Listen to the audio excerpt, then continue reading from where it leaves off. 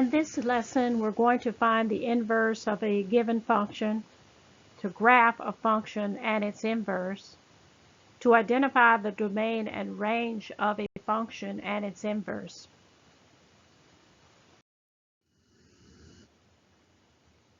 For the function given, we are asked to determine whether it is a one-to-one function. If so, A, write an equation for the inverse of this function, and then B, graph both the function and its inverse on the same axis. C, then give the domain range of both the function and its inverse. So first of all, let's do the first step, which is to determine whether it is one-to-one. Well, first of all, know that f of x is the same thing as y. So y equals 4x minus 5. You should note that that is a linear equation. In other words, that's going, if you were to graph that, that's going to be a straight line. And this line will pass, a straight line will pass the horizontal line test. So therefore, it is a one-to-one function. And when you have a one-to-one function, you can then find the inverse of that function. And here are the steps to do so. Step 1, swap the x and the y values. In other words, whatever x is, make it y. Whatever y is, make it x. Next, solve for y.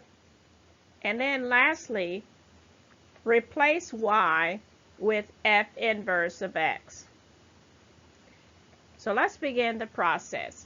So here's my equations. You know that f of x is the same thing as y, so let's go ahead and write it that way. Y equals 4x minus 5. Now I'm going to swap my x and my y. So where I see the y, I'm going to place an x there. And where I see x, I'm going to place a y there. So when I do so, it's going to look like so. Step 2 is now to solve for y. In other words, get y all by itself, everybody else on the other side, using the rules of equations. So the first step to getting y by itself would be to add 5 to each side. Last step to solving for y is to do what? That's correct. Divide by 4. Whatever you do to one side, you do to the other. And so we have solved for y. Now for the last step, remove y and replace it with f inverse of x. And there you have it. We have found the inverse of a function given.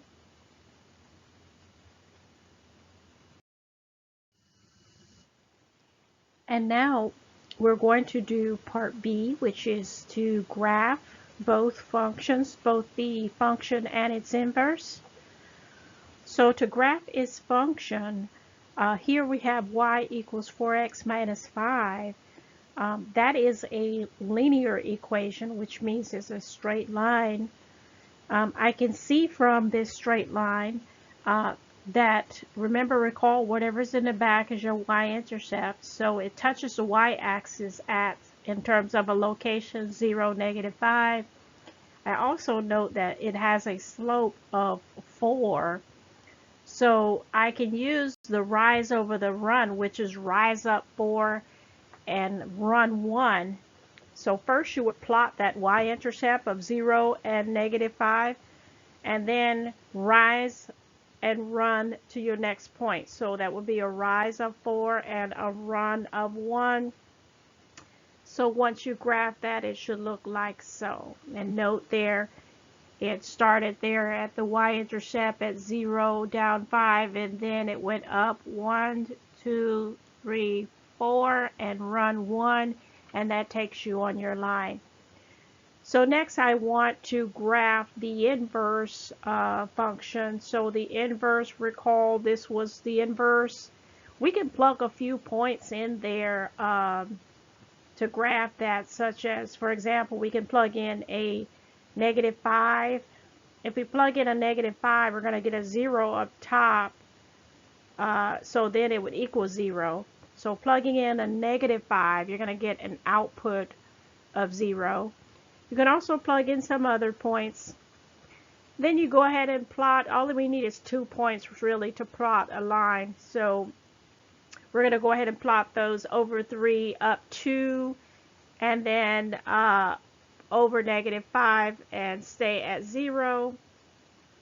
And there you have it, the inverse. And note that that line is a reflection about the line y equals x. So there you have both the function and its inverse.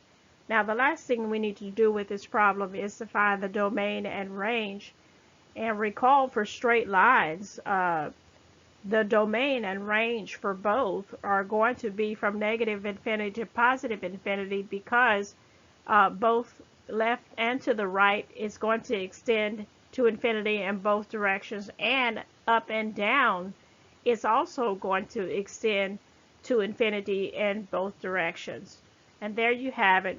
We have found the inverse of a function, then we graphed the function and indicated its domain and range.